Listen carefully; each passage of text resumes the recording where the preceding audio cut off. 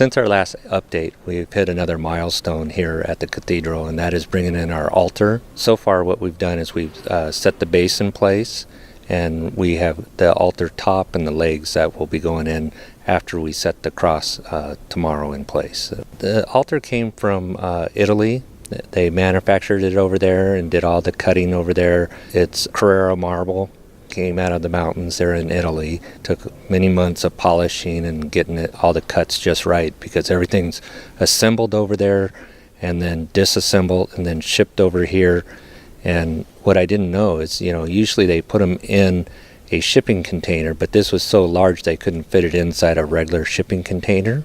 And so we had to pay extra to get a shipping container that doesn't have a top on it.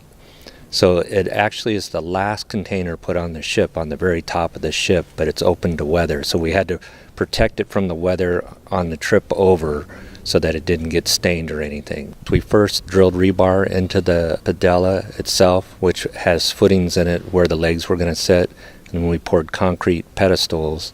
And then we take the legs that were done in marble over in Italy and we set them down around it, and then we grout that completely whole.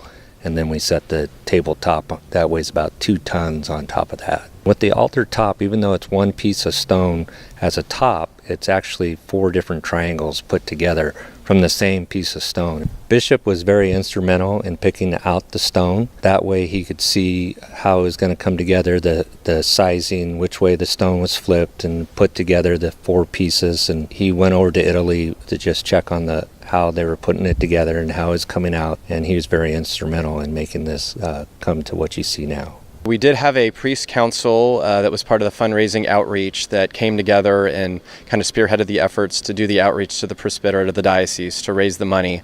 And it was decided early on that they wanted to commemorate the altar for the project. That altar is one of the most important elements of the cathedral. So again, it's only fitting that the presbyterate of the Diocese of Orange commemorated that with all of their gifts. We're overjoyed. We can't wait for it to be fully installed and obviously to celebrate Mass here in less than a year.